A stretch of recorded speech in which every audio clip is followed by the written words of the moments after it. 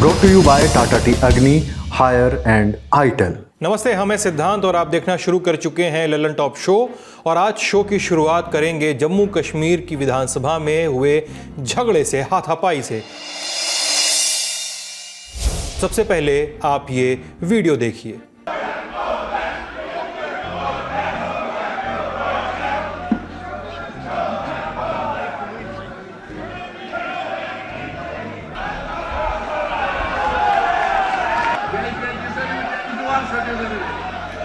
जिन्हें आप वीडियो में देख रहे थे वो है जम्मू कश्मीर के नवनिर्वाचित विधायक। आज सूबे की विधानसभा में ये विधायक कैमरों के सामने एक दूसरे से भिड़ पड़े। कहाँ तो जनता के बीच वादा करके आए थे कि आपके काम किए जाएंगे, और कहाँ विधानसभा में दाखिल होते ही बात यहाँ तक आ गई, हाथापाई पे आ गई। लेकिन ऐसा हुआ क्यों? आपको मालूम ही है कि सूबे में 10 सालों के अंतराल पर विधानसभा चुनाव हुए हैं। नेशनल कॉन्फ्रेंस की सरकार इस आधार पर बनी कि वो जम्मू कश्मीर को पूर्ण राज्य का दर्जा दिलाएंगे। 4 नवंबर को विधानसभा का सत्र शुरू हुआ तो एक ही सुर्खी लगातार टकी रही कि अनुच्छेद 370 के खिलाफ प्रस्ताव। सत्ता पक्ष और विपक्ष में बैठी पीडीपी अनुच्छेद 370 के एब्रोगेशन के खिलाफ लगातार प्रस्ताव ला रही थी, संकल्प प्रस्ताव, रिजोल्यूशन। अब आज सत्र जब शुरू हुआ तो बात प्रस्ताव से एक कदम आगे चली गई। लंगेट विधानसभा से विधायक और बारामूला सांसद इंजीनियर रशीद के भाई शेख खुर्शीद सदन की वेल में आए। उनके हाथों में एक बैनर था, इस पर लिखा था कि we demand restoration of article 370 and 35A। Sheikh Khurshid जैसे ही ये पोस्टर लेकर नमूदार हुए, भाजपा के कुछ विधायक भी वेल में आ गए। वो शेख खुर्शीद से ये बैनर छीनने की कोशिश करने लगे। खबरों के मुताबिक अपनी अपनी सीट से सजाद लोन, वहीद पारा और नेशनल कॉन्फ्रेंस के भी कुछ विधायक शेख खुर्शीद के बचाव में वेल में उतर आए। फिर जो दृश्य बना कुछ यूं था।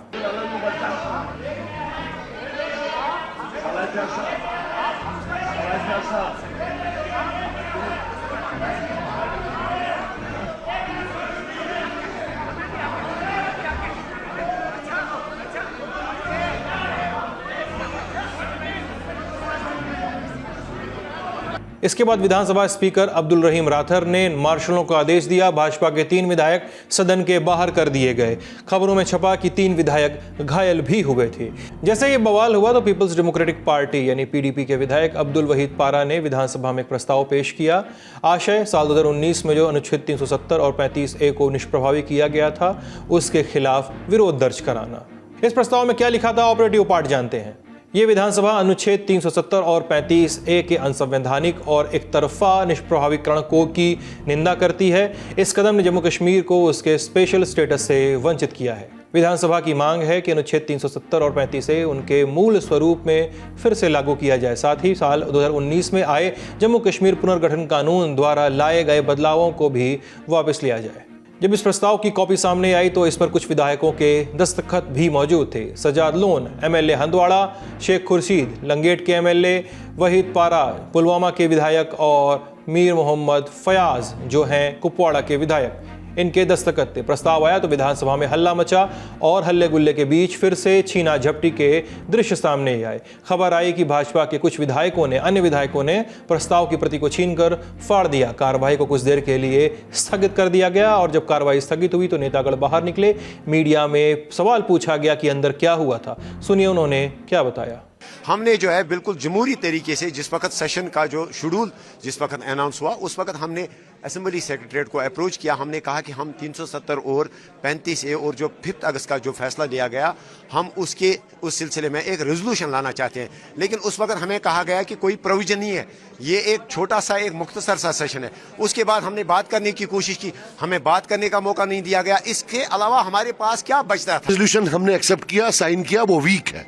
हमें हजारों लोगं के फोन आए हैं कि ये क्या आपने किया है, ये उसके बारे में, और ये फिक्स मैच है। वो एक वीक रेजोल्यूशन लाते हैं, वो शोर करते हैं मजे में, वो दोनों शोर कर रहे हैं, उठ के चले जाते हैं। This can't happen, this is not the reason that we came to assembly. हम बच्चे नहीं हैं स्कूल के कि उछल कूद के। अब ये खुर्शीद साहब के साथ हमने लड़ा है, इनने हमारे खिलाफ लड़ा है, हमने इनके खिलाफ लड़ा है। लेकिन एज ए कश्मीरी जब मैंने देखा कि अकेले इन पर अटैक हो रहा था, मुझसे रहा नहीं गया। और तब जो नेशनल कॉन्फ्रेंस वाले मेंबर ये नाराबाजी, उनमें से एक आया कोई बचाने इसको, सब ढोंग है, सब ड्रामा है। और कल हमने सपोर्ट किया और इनका एक स्पोक्स पर्सन सवेरे ट्विटर पर लिखता है कि ये एलाइज हैं बीजेपी के। Enough of this nonsense, simple straight forward. हमने आपको बोला ये रेजोल्यूशन है, इस पर साइन करके आप लाओ, हम आपके पीछे पीछे। लेकिन धोखा मत दो लोगों को कि हमने रेजोल्यूशन पास किया when there is nothing has been passed. They should have not sought dialogue but sought restoration of 370, which is also missing. So they have sought dialogue for restoration of 370. आप उसमें थोड़ा वेग है, नाम नहीं है, लेकिन कम से कम Disappointing है, but it's a good move. We endorse the move and we are in favor of this resolution and we have completely supported the resolution. इसके साथ ही सत्ताधारी नेशनल कॉन्फ्रेंस नेताओं की भी प्रतिक्रिया सामने आई। ये लोग जो हैं इनको कवायद और जवाबित का कोई लिहाज नहीं है, हम उसको चलना नहीं देना चाहते। अपने जो उनके वोटर्स हैं उनके साथ ज्यादती कर रहे हैं, जिन्होंने यहाँ पर अवामी मसाइल को हल करने के लिए उन्हें भेजा था। लेकिन आपने बिहेवियर देखा कुछ ऑनरेबल मेंबर का, वो हम उसको चलने नहीं देना चाहते। हमने लोगों के हित की बात किया है मेरे भाई, हमने अपने बात नहीं की, अपने व्यापार की बात नहीं की, अपने हक की बात नहीं। हमने बेरोजगार बच्चों के रोजगार की बात की है, हमने हॉस्पिटलों पर बात की है, हमने एजुकेशन सिस्टम पे बात की है, हमने टूरिज्म पर बात की है, हमने इंडस्ट्री पे बात की है। ये सिर्फ अपनी कुर्सी चलाने की बात करें, लेकिन लोग इनको जवाब देंगे। अब जवाब देने की बारी भाजपा की थी। उनके ही विधायकों पर छीना झपटी के इल्जाम लगे थे और उनके ही विधायकों को विधानसभा से मार्शल आउट किया गया था और उनका वर्जन पूछा गया, तो सुनिए उन्होंने क्या बताया। जिस तरीके से वातावरण असेंबली का खराब करने की कोशिश की गई, असंवैधानिक तरीके से रेजोल्यूशन असेंबली में रखा गया, उसको पारित किया गया। हर एक को हक है असेंबली में अपनी बात रखने का। विधायकों ने, भारतीय जनता पार्टी के हमारे विधायकों ने अपनी बात जो थी वो सशक्त तरीके से रखने की कोशिश की, बेल में गए, लेकिन बगैर डिस्कशन के बिल जो था वो पारित किया गया। और उस बिल को भी शोर शराबे के बीच में, यह भी नहीं पता कि नेशनल कॉन्फ्रेंस के कितने लोग अंदर थे, कितने लोग बाहर थे। असंवैधानिक तरीके से जो था वो बिल पारित हुआ। हम चाहते हैं कि जम्मू कश्मीर के अवाम की बात हो, यहाँ की डेवलपमेंट की बात हो, यहाँ के रोजगार की बात हो, यहाँ के नौजवानों की बात हो, यहाँ की सड़कों की बात हो, यहाँ की बिजली और पानी की बात हो, यहाँ के पेरिफेरीज में जो लोग रहते हैं कश्मीर में, आपने देखा होगा वहाँ किस तरह के हालात हैं। 6-6 घंटे लोग पैदल चलते हैं अपने घर जाने के लिए। तो ये 370 का शगुफा लाके यहाँ क्या बताना चाहते हैं? देखिए, नेशनल कॉन्फ्रेंस और कश्मीर की पार्टियां सब जम्मू कश्मीर का माहौल ख़राब करना चाहती हैं और विशेष करके ये विडम्बना तो ये है कि जिस प्रकार से स्पीकर नेशनल कॉन्फ्रेंस के एजेंट के रूप में वहाँ पर काम कर रहे हैं, उससे माहौल ख़राब हुआ। और आज भी जिस प्रकार से इन्होंने बीजेपी के विधायकों को मार्शल द्वारा ये गुंडागर्दी का एक परिचय दिया है, वो भी असहनीय है। हम पिक्चरों में साफ देख सकते हैं कि किस प्रकार से भारतीय जनता पार्टी के विधायकों को धक्के मार करके वहाँ से निकाला गया। तो सरकार ही चाहती है कि वहाँ पर माहौल बिगड़े। ये तो कश्मीर से आई प्रतिक्रियाएं थीं। कुछ प्रतिक्रियाएं कश्मीर से बाहर से आई। पहले सुनते हैं कि भाजपा नेताओं ने इस मामले पर क्या कहा। आज मैं इंडिया अलायंस के नेताओं से पूछना चाहती हूं कि भारत की पार्लियामेंट और सुप्रीम कोर्ट का जो निर्णय सबको मान्य है, उस निर्णय का अपमान, उस निर्णय की अवहेलना करने का अधिकार कांग्रेस को, एनसी को देश में किसने दिया? मैं इंडिया अलायंस के सभी नेताओं को, देश के नागरिकों और भारतीय जनता पार्टी के कार्यकर्ताओं के माध्यम से आश्वस्त करना चाहती हूं कि संसद द्वारा पारित धारा 370 पुनर्स्थापित नहीं होगा और जम्मू कश्मीर को भारत से बांटने का उनका ये प्रयास कामयाब नहीं होगा। वहीं इंडिया गठबंधन के भी नेताओं की ओर से बयान आए। देखिए, बीजेपी सिर्फ हंगामा करना जानती है। कल जब रेजोल्यूशन पेश हुआ, ये रेजोल्यूशन की प्रति मेरे पास है। इस रेजोल्यूशन में उनको अगर कोई लगता था आपत्तिजनक बात है, तो असेंबली इज ए प्लेटफॉर्म कि वो उसको एतराज को वहां जताते और एक्सपोज करते सबके सामने। जो बात वो सड़कों पे जा हंगामा करके करना चाहते हैं बताते।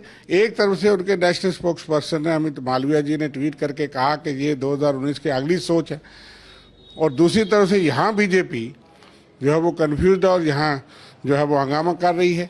आप तर्क वितर्क देते उस रेजोल्यूशन के खिलाफ। रेजोल्यूशन पेश हुआ, स्पीकर ने बीजेपी के विधायकों को कहा कि इस पे बोलिए। बोलने के बजाय उन्होंने हंगामा किया, क्योंकि बोलने को कुछ था नहीं। लेकिन ये मामला इतना बड़ा कैसे हो गया कि बात हाथापाई और छीना झपटी तक पहुंच गई, ये जानने के लिए 4 नवंबर को चलिए। विधानसभा सत्र का पहला दिन, ऐसे दिन अमूमन रवायती किस्म के काम होते हैं, जैसे उपराज्यपाल का भाषण, स्पीकर का चुनाव, नेता सदन और नेता प्रतिपक्ष का भाषण। 4 नवंबर को विधानसभा में ये सब हुआ, लेकिन पीडीपी विधायक वहीद पारा ने इसी दिन पहली बार अनुच्छेद 370 और 35A की मुखालफत करता एक प्रस्ताव सदन में पेश कर दिया। भाजपा विधायकों ने इसका विरोध किया। साथ ही सीएम उमर अब्दुल्ला ने इस प्रस्ताव को कैमरा अपॉर्चुनिटी करार दिया।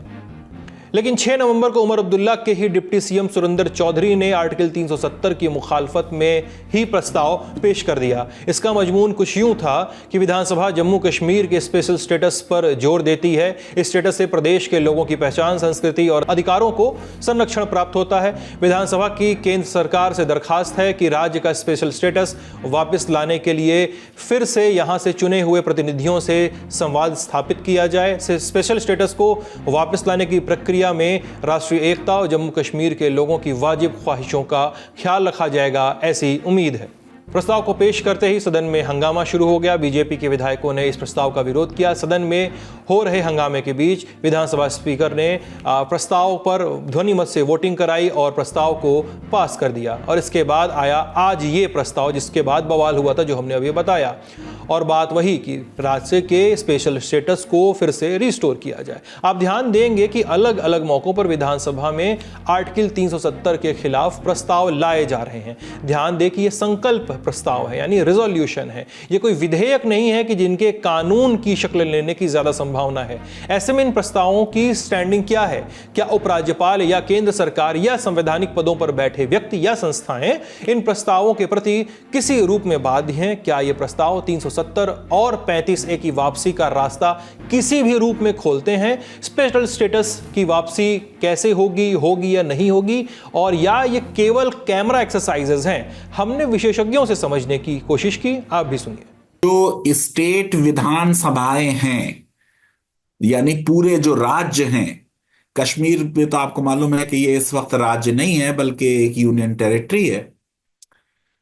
उनकी विधानसभाओं को जहां संविधान ने हक दिया है कि अगर किसी राज्य का नाम बदला जा रहा हो या उसका विभाजन किया जा रहा हो या 2 राज्यों को मिलाकर एक राज्य बनाया जा रहा हो या उसकी बाउंड्रीज चेंज की जा रही हो, तो ऐसे में संसद कोई कानून बनाने से पहले राज्य का जो राय है वो जानेगी, लेकिन संसद उस राय से बाध्य नहीं होगी। जो बात मैं कह रहा हूं वो ये कि जहां संविधान ने राज्यों की विधानसभाओं को अपनी बात कहने का हक दिया है, वहां भी वो संसद को बाध्य नहीं कर सकते कि संसद उनकी बात माने। किसी राज्य को यह हक है कि वो केंद्र सरकार से आग्रह करे कि आप हमें कोई स्पेशल दर्जा दें। वो स्पेशल दर्जा 370 की वापसी होगा, इसकी मुझको कोई संवैधानिक संभावना नजर नहीं आती। लेकिन कोई स्पेशल स्टेटस हो तो हमारे संविधान में केंद्र की सारे राज्यों से एक समान रिश्ते का प्रावधान नहीं है। नागालैंड से अलग रिश्ता है, हमारा सिक्किम से अलग रिश्ता है, आंध्र प्रदेश से, गुजरात से, महाराष्ट्र से। तो कश्मीर के लोगों का और उनकी विधानसभाओं का ये लेजिटिमेट राइट है कि वो कहें कि हमें कोई स्पेशल स्टेटस दो। आपको मालूम है कि बिहार भी एक स्पेशल स्टेटस की डिमांड रखे हुए। उस स्पेशल स्टेटस में राज्य को कुछ खास इख्तियार मिल जाएं, कुछ अधिक अधिकार मिल जाएं, वो संसद कंसीडर कर सकती है। लेकिन कन्फ्रंटेशन से जब केंद्र की सरकार इस पक्ष में नहीं है, इस प्रस्ताव से कुछ भी नहीं होने वाला। वो अपनी जनता के लिए वो प्रस्ताव पारित कर रहे हैं कि देखिए आपने हमको चुना था, हमने आपकी जो भावनाएं हैं वो इन प्रस्तावों में साफ झलक रही हैं कि कश्मीर के लोग 370 समाप्त होने से खुश नहीं हैं। उनकी विधानसभा ने देखिए ये कानून बना दिया। इस पूरे विवाद पर और क्या गतिविधियां रहीं और तमाम पार्टियों की आगे की क्या योजना है, ये हमने समझा स्थानीय पत्रकारों से। अगर आप बड़े पिक्चर को देखें तो ये एक ऐसी चीज है जहां हर कोई पार्टी 370 को अब जो है अपने तरीके से उसका पॉलिटिकल माइलेज लेना चाहती है। बीजेपी की बात करें तो बीजेपी इसके खिलाफ एक मोर्चा बना के पूरे देश में एक सेंटिमेंट बनाना चाहती है कि कैसे फिर एक बार जो है जो एंटी नेशनल है वो 370 के बारे में बात करके इसको वापस लाने की बात करके दोबारा जो जम्मू कश्मीर को देश के साथ जोड़ा गया है 5 अगस्त 2019 को, वो जो है एक किस्म से देशद्रोह की बात कर रहे हैं। तो बीजेपी ने ये स्टैंड लिया और उसी को लेके जो है अब ऐसा लग रहा है कि कल भी यही होने वाला है। बीजेपी जो है विधानसभा का सेशन चलने नहीं देगी और ऐसे ही बवाल के सीन हो सकते हैं। और उसी के बीच एक और रेजोल्यूशन आज जो है टेबल करने की कोशिश है। सजाद लोगन और उसके साथ साथ पीडीपी और इंजीनियर रशीद 6 एमएलएस ने दिया है कि कंडेमनेशन 370 हटाने की, 5 अगस्त को जो भी हुआ रीऑर्गेनाइजेशन के खिलाफ, और साफ तौर पे इसको वापस देने की बात की है। अब देखना है कि स्पीकर इस रेजोल्यूशन को एक्सेप्ट करते हैं, इस पे बात होती है या नहीं। लेकिन जो भी हुआ है उसके बाद ऐसा लगता नहीं है कि रेजोल्यूशन जो है ये एक्सेप्ट होगा। लेकिन कल जब भी कार्रवाई शुरू होगी फिर एक बार ऐसा लग रहा है कि बीजेपी जो है इस पे बवाल करेगी। तो जहां कांग्रेस को बीजेपी घेरने की कोशिश कर रही है कि कैसे आप नेशनल कॉन्फ्रेंस के साथ अलायंस बनाए हुए हैं जो कि पाकिस्तान का राग अलाप रहा है और 370 को वापस लाने की बात कर रहा है, तो कांग्रेस इसमें कहां है? कांग्रेस फिलहाल तो चुप बैठी है, लेकिन प्रस्ताव का भी जो है समर्थन किया है। कांग्रेस ने एक अपना ही डिफेंस दिया है कि ये जो प्रस्ताव है 370 का इसमें कोई ये नहीं है, स्पेशल स्टेटस की जो बात है वो स्टेटहुड वापस लाने की बात है, वो राइट टू लैंड, जॉब और बाकी चीजें हैं, रिसोर्सेज हैं जो कि देश के बाकी हिस्सों में भी कुछ स्टेट्स के पास है। तो कांग्रेस एक अलग डेफिनेशन इस रेजोल्यूशन की दे रही है। लेकिन चुनाव देश के 2 बड़े राज्यों में होने वाले हैं, महाराष्ट्र और झारखंड, और बीजेपी की जरूर कोशिश है कि इस मामले को जो है वो इस तरीके से तूल दें कि कांग्रेस को कॉर्नर कर सके इन चुनावों से पहले और इसका पॉलिटिकल माइलेज हो, और वहीं कांग्रेस इसका जो फॉल आउट है उससे बचना चाहती है। इसी बीच नेशनल कॉन्फ्रेंस इसका फायदा उठा रही है और नेशनल कॉन्फ्रेंस लोगों में जाके बात कर रही है कि जो वादा किया था 370 का रेजोल्यूशन लाने का, जो उनका मैनिफेस्टो था, जो उनका एक कैंपेन का मेन कोर इशू था, वो उन्होंने पूरा कर दिया। तो उन्होंने वादा लोगों के साथ पूरा कर दिया है। तो ये सारी चीजें अभी हो रही हैं और आगे अब ऐसा लग रहा है कि जो आखिरी दिन कल है विधानसभा सत्र का, वो भी बवाल से भरा होगा और जिस तरीके से बीजेपी के तेवर हैं वो इस सेशन चलने नहीं देंगे और हर कोई पार्टी इस मुद्दे को इस तरीके से यूज करना चाहती है कि मैक्सिमम पॉलिटिकल माइलेज उनको मिल सके। इस खबर में फिलहाल इतना ही। अब चलते हैं अगली बड़ी खबर की ओर।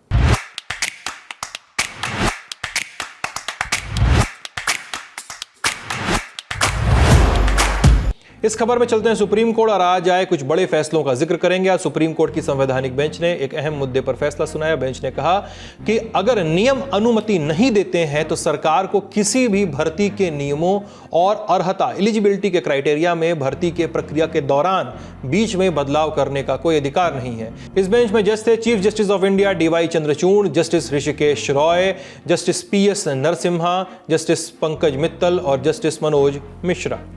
और ये मामला था तेज प्रकाश पाठक बनाम राजस्थान हाई कोर्ट का।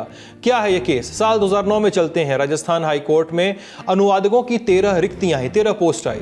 इस परीक्षा को पास करने के नियम थे कि प्रत्याशियों को लिखित परीक्षा देनी होगी, उसके बाद सफल हुए लोगों का इंटरव्यू होगा, उसके बाद भर्ती होगी। इन रिक्तियों पर 21 लोगों ने पर्चा भरा। प्रक्रिया पूरी होने के बाद हाई कोर्ट ने बताया कि परीक्षा में केवल 3 लोग सफल हुए हैं। कुछ दिनों बाद ये बात प्रकाश में आई कि बीच भर्ती हाई कोर्ट के तत्कालीन चीफ जस्टिस ने आदेश दिया था कि जो प्रत्याशी 75% से ज्यादा अंक पाएंगे उन्हें ही भर्ती मिलेगी। ये 75% अंक वाली बात छात्रों के लिए नई थी, क्योंकि जब इस पोस्ट का विज्ञापन आया था और नोटिस आया था तब ऐसी किसी भी बात का जिक्र नहीं था। साथ ही इस 75% वाले नियम को लगाने के बाद ही 21 में से 3 लोग सेलेक्ट हो पाए थे। इन जानकारियों के सामने आने के बाद 3 असफल छात्रों ने इस परीक्षा में राजस्थान हाईकोर्ट में एक याचिका दायर की। मार्च 2010 में हाईकोर्ट ने याचिका को सुनने से इनकार कर दिया और छात्रों से कहा कि सुप्रीम कोर्ट जाएं।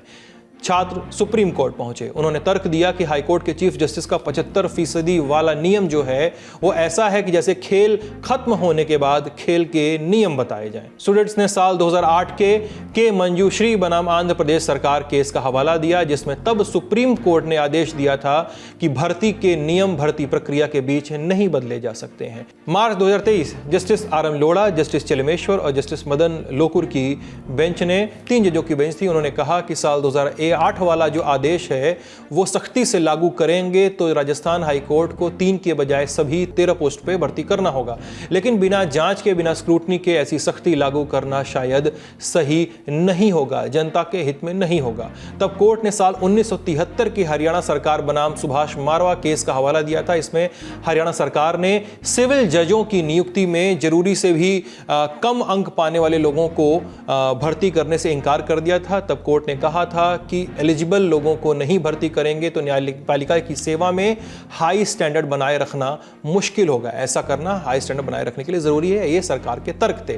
तब सुप्रीम कोर्ट ने एक निर्णय में हरियाणा सरकार के इस काम का समर्थन किया था, इस फैसले का समर्थन किया था। अब राजस्थान हाईकोर्ट वाला जो केस था, जब सुप्रीम कोर्ट उसको सुन रही थी 2023 में, तो सुप्रीम कोर्ट ने इस मामले को चीफ जस्टिस की अध्यक्षता वाली बेंच के पास भेजा।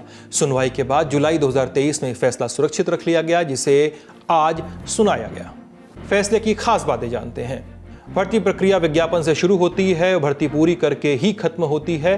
भर्ती में अर्हता की शर्तों में तब तक बदलाव नहीं किया जा सकता जब तक नियम इसकी इजाजत न देते हों। भर्ती की शर्तों को भी अनुच्छेद 14 यानी समानता के अधिकार और अनुच्छेद 16 यानी भेदभाव से मुक्त पब्लिक भर्ती का पालन करना होगा। और अदालत का मंजूश्री केस में फैसला एक बढ़िया कानून है। इसे बस इसलिए गलत नहीं बताया जा सकता कि क्योंकि ये 1973 के मारवा केस को ध्यान में नहीं रखता है। ये तो इस फैसले की बात हो गई। CJI चंद्रचूड़ ने एक और गौरतलब काम किया। आपको पता ही है कि CJI चंद्रचूड़ 10 नवंबर को रिटायर हो रहे हैं। 8 नवंबर को उनका लास्ट वर्किंग डे होगा। अपने लास्ट वर्किंग डे से ठीक एक दिन पहले CJI ने समर वेकेशन पे बड़ा फैसला लिया। CJI ने सुप्रीम कोर्ट में समर वेकेशन यानी ग्रीष्मकालीन अवकाश को खत्म कर दिया है। यह नियम तुरंत ही लागू कर दिया जाएगा। साल 2025 के जुडिशियल कैलेंडर में समर वेकेशन को, समर ब्रेक को आंशिक कार्य दिवस मेंशन किया गया है और नए नियमों के मुताबिक आंशिक कार्य दिवस 26 मई 2025 से शुरू होंगे और पूर्ण कार्य दिवस 14 जुलाई 2025 से शुरू होंगे। यानी कोर्ट इन 2 सत्रों के लिए बैठेगी। पहला सत्र आंशिक कार्य दिवसों से शुरू होकर विंटर ब्रेक तक के ठीक पहले तक चलेगा, तो उसके पहले खत्म हो जाएगा, और दूसरा सत्र शीतकालीन अवकाश के खत्म होने पर शुरू होगा। फिलहाल 2 दिन बाद 10 नवंबर को CJI रिटायर हो रहे हैं। जस्टिस संजीव खन्ना, जो वर्तमान में सुप्रीम कोर्ट में सबसे वरिष्ठ जज हैं CJI के बाद, वो भारत के अगले चीफ जस्टिस होंगे। ये खबर फिलहाल यहीं तक। अब सुर्खियां।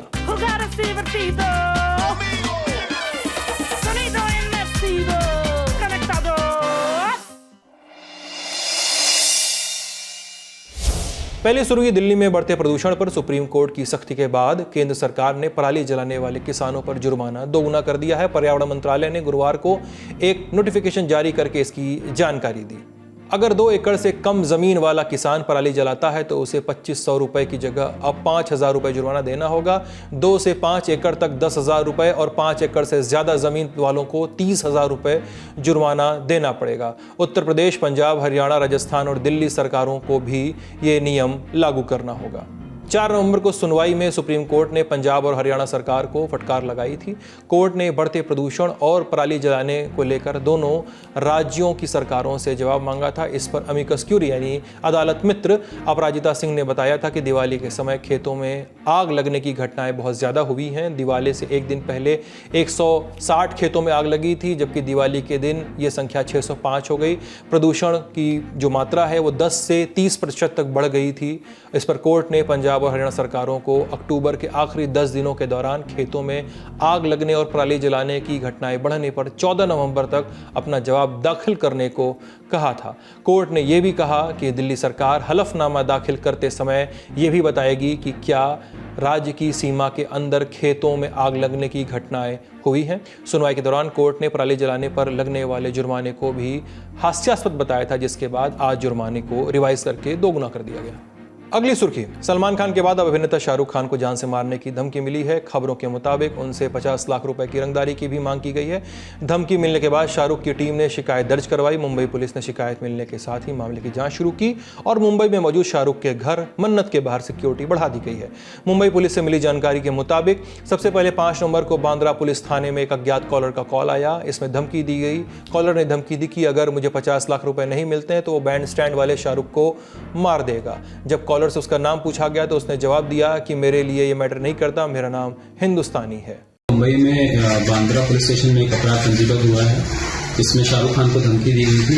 उसी के सिलसिले में पूछताछ करने के लिए मुंबई पुलिस जो है रायपुर आई है, जहां पर पंडित थाना क्षेत्र के एक व्यक्ति से पूछताछ की जा रही है, जिसके तहत इस धमकी वाली कॉल से जुड़े हुए। तो अभी तक कुछ और पूछताछ में जानकारी मिल पाई है, किस टाइप का कुछ हुआ है? पुलिस ने प्रारंभिक कुछ पूछताछ की है। उसके साथ साथ पुलिस ने इस व्यक्ति को नोटिस भी सर्व किया है कि आप बांद्रा पुलिस थाने में पूछताछ के लिए हाजिर हैं।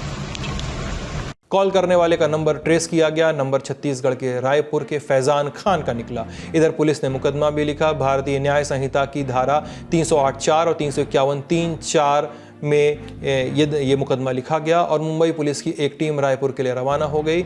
लेकिन जैसे ही ये खबर टीवी पर फ्लैश हुई, टीवी चैनलों पर फ्लैश हुई, रायपुर से एक व्यक्ति का इंटरव्यू भी टीवी चैनलों पर दिखने लगा। व्यक्ति का नाम फैजान खान। उसने बताया कि उसके ही फ़ोन से धमकी भरी कॉल की गई थी।